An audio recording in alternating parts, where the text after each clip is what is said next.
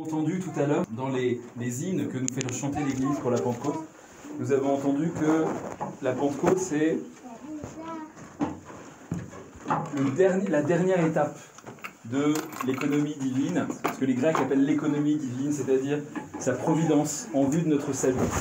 Pourquoi la dernière étape? Parce que il fallait pour nous sauver de la mort dont nous héritions depuis Adam et Ève, il fallait pour nous sauver de ce péché d'origine auquel nous avions participé, il fallait pour nous sauver de cet éloignement de Dieu dans lequel nous étions nés, il fallait que Dieu s'incarna, il fallait que le Logos prit chair, il fallait qu'il devint ce que nous sommes pour que nous devenions ce qu'il est.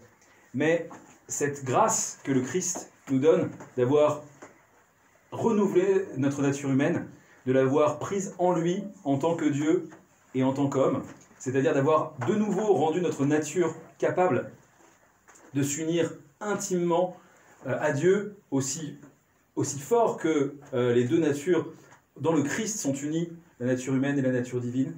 Eh bien, pour cela, le Christ nous a laissé un moyen qui est l'Église.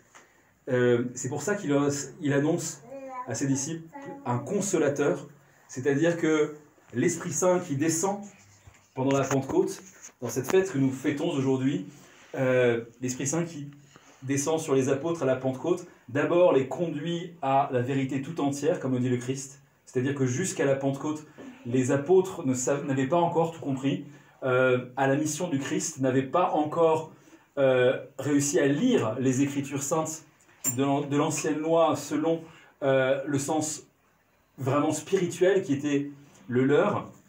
Et c'est seulement au moment de la Pentecôte que vraiment ils comprennent absolument tout. Déjà, ils avaient eu les arts de cela, puisque justement les pèlerins sur la route d'Emmaüs, il est dit que le Christ leur explique les Écritures, depuis Moïse jusqu'aux prophètes, tout ce qui parle de lui, tout ce qui traite de lui. Mais ici, c'est encore plus fort. Donc les apôtres, on est certains, le Christ nous l'a promis, ils ont accès à la vérité tout entière.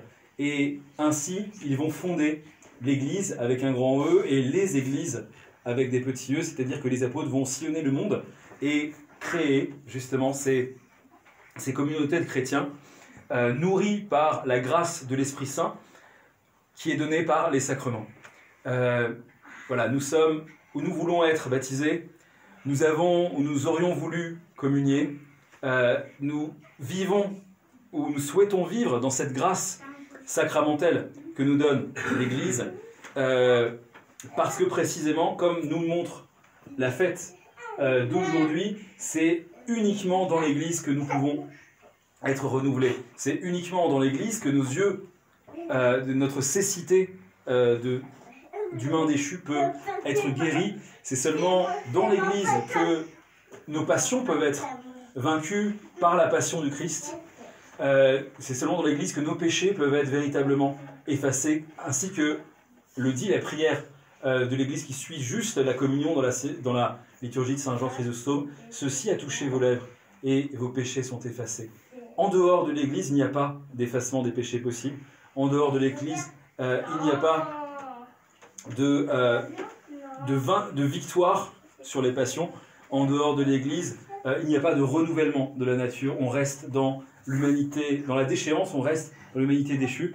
Et c'est pour ça que les pères nous disent qu'en dehors de l'Église, il n'y a pas de salut. Ce n'est pas parce que c'est comme une sorte de club auquel il faut adhérer, ce n'est pas une pensée sectaire, c'est une pensée ontologique. C'est-à-dire que nous serions tous voués à être loin de Dieu, à être donc dans l'Hadès, séparés de Dieu, si le Christ n'avait fait en sorte de prendre notre nature humaine sur lui et de nous laisser l'Église dans laquelle il y a les sacrements. C'était la seule chance que nous avions pour être sauvés. C'est d'ailleurs la raison pour laquelle on l'appelle le Sauveur.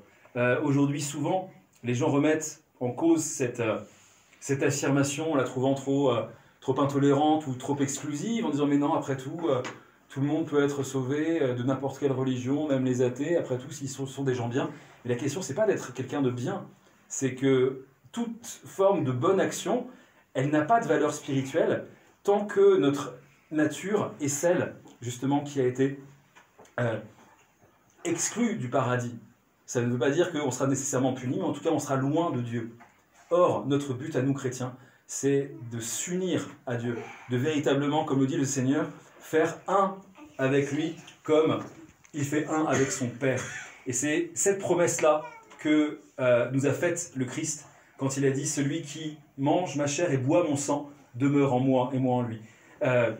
Quand il nous a dit aussi, comme il le dit à Nicodème, « Celui qui ne renaît pas d'eau et d'esprit n'aura pas la vie éternelle ».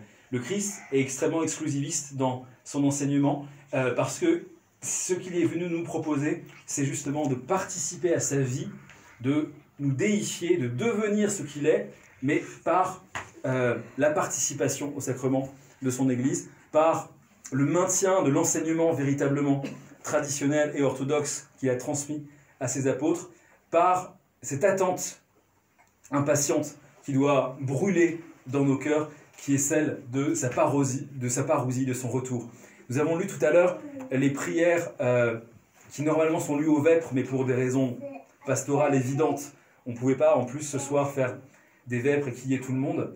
Donc on a lu ces prières qui sont lues aux vêpres de la Pentecôte, et on constate qu'on s'adresse à Dieu notamment pour délivrer les âmes des enfers. Parce que l'Église militante, l'Église sur terre, l'Église composée de nous, elle est responsable en fait du salut des hommes. L'Église orthodoxe n'enseigne pas qu'il y ait des lieux intermédiaires entre l'enfer et le paradis, ou plutôt il y a le royaume de l'Hadès avec différents états à l'intérieur, mais loin de Dieu, et il y a le royaume de Dieu, et toutes ces âmes qui sont encore éloignées de Dieu, nous prions pour elles. Dans la tradition de l'Église, nous voyons que ces prières pour les défunts sont efficaces, et c'est ainsi que si on dit qu'il n'y a pas de salut en dehors de l'Église, ça ne veut pas dire que si quelqu'un meurt loin de l'Église, c'est absolument, c'est tout de suite fichu pour lui, puisque l'Église continue de prier pour tous les vivants et pour tous les morts.